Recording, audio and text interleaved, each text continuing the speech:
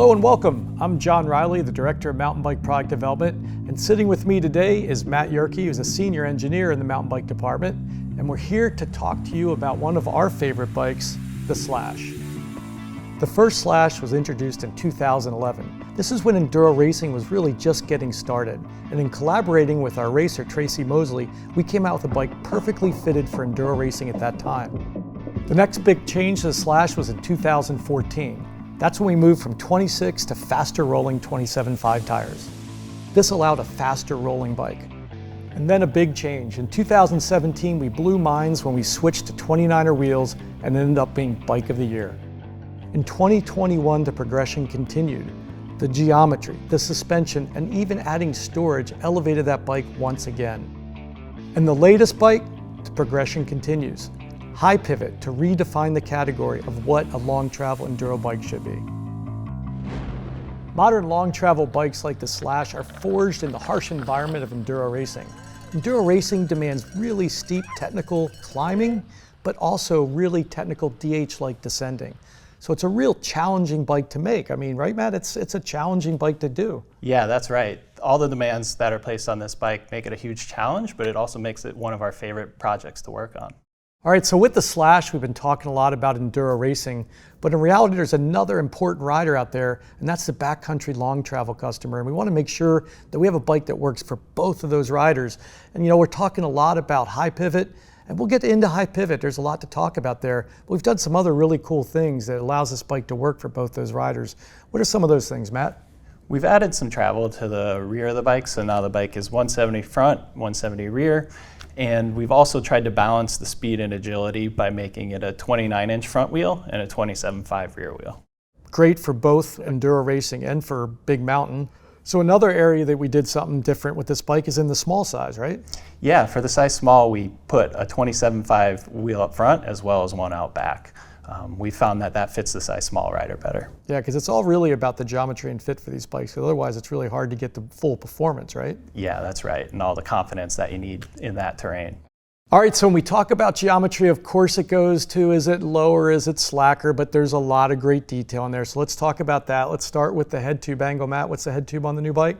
The last bike was about 63.8 and this one's 63.5 degrees. Oh boy, dialing it in, huh? Yeah. The C-tube angle is one area of the front end that we've really improved. This one's gone up to 78 degrees, which really helps you out on those steep climbs.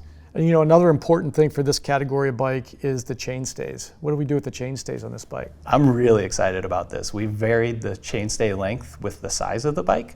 So the small frame has the shortest chainstays and the XL has the longest. That's awesome. A lot of people have been asking for that. And then the other ever important question that everybody asks, dropper insertion. What do we do there? I'm really proud of that one too. The size medium will actually fit up to a 200 millimeter dropper for a lot of riders. Wow, that's a lot. So there's a lot of things I'm excited about on this bike, but adjustability is definitely one of the top because there's just a lot of adjustability in this bike, allowing you to dial the bike in no matter what type of riding you do or where you live, you can dial it in. And let's just start with the head tube adjust on that. It's really cool. Yeah, so we have the adjustable headset on this bike. It's not new to this platform, but we decided to include it because you can vary your head tube angle all the way from 62.5 at the slackest up to 64.5 at the steepest. Wow, those are cool, crazy numbers for sure. And then mullet, right? Mullet is the other thing that a lot of riders really want, and we're giving it to them with this bike, right? Yeah, we are. So a new feature on this bike is a replaceable lower shock mount. So if you swap your lower shock mount, you can go up to a 29-inch wheel and get that super fast speed. Yeah, what's really nice, again, we're just trying to make it adjustable because every rider's looking for something a little bit different. And then on top of that, with that new adjustment, we could do other things too, right? Yeah, so there's two positions on the lower shock mount to change the shock progression. So the forward position is the lower progression, probably most appropriate for an air shock. And then on the rear is a higher progression position, which really makes the bike coil compatible. Yeah, a lot of buzz about coil right now, so we want to make it compatible with that. All right, so there's a lot of talk about high pivot out there, and we even have our own high pivot bike today in the session, but let's just start there. Like, what is high pivot and what is the advantage to the rider? Yeah, so high pivot is when the pivot is higher, but the main advantage to the rider is in really rough terrain. The rearward axle path allows for a smoother, more controlled ride. Right, which is awesome if you're a downhill racer, right?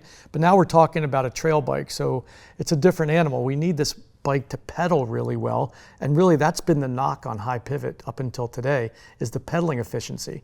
And I know you spent a lot of time and effort on figuring out that optimal balance between pedaling efficiency and downhill prowess. So how'd you do it? Well, in one word, the idler. So the relation of the idler relative to the main pivot, the size of the idler, these are a couple of things that we can do to really control the anti-squat on the bike.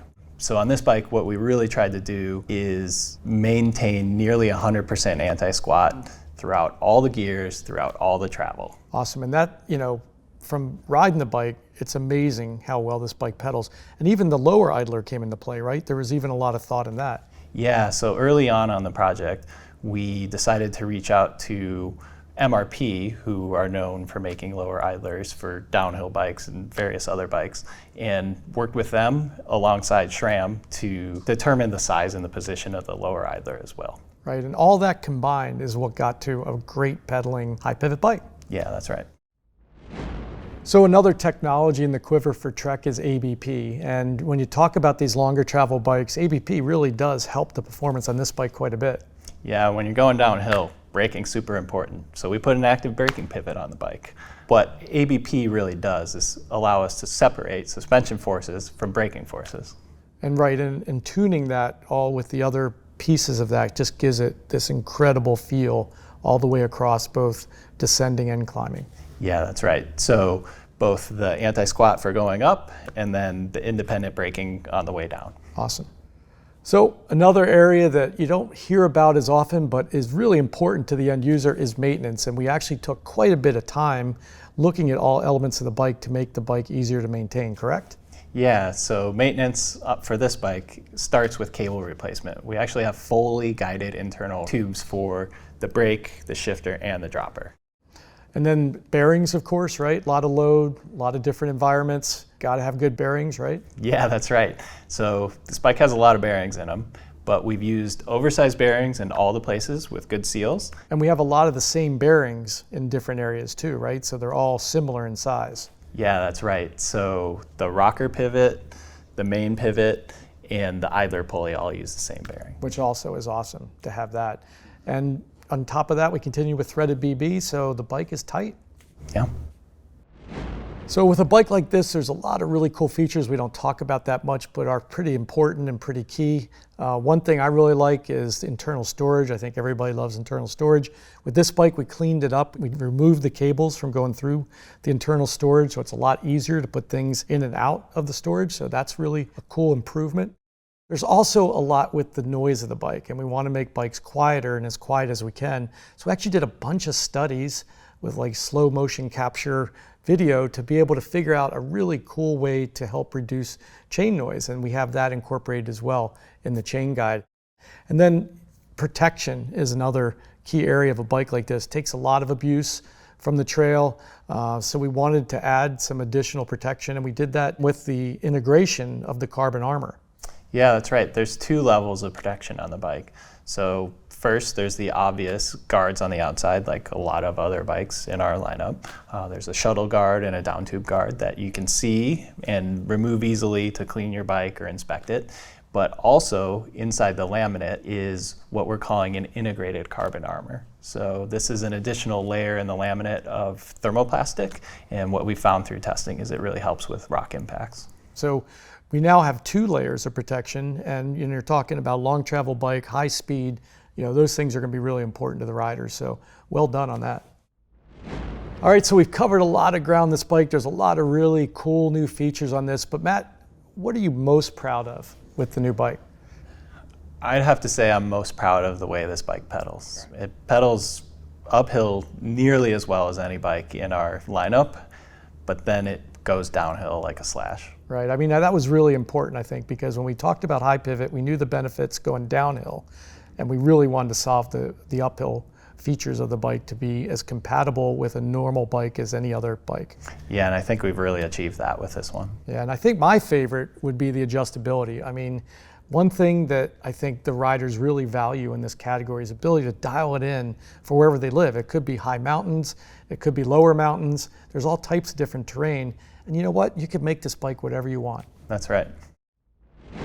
All right, Matt, we've been talking about a lot of really cool technical features and how these are advantages for the rider. And, a lot of these are focused on really high performance. And I think what we really need is to hear from our most high performance rider, and that would be our TFR racer, Hattie, who has had a chance to ride on this bike. And let's see what she has to say about the features of the new Slash.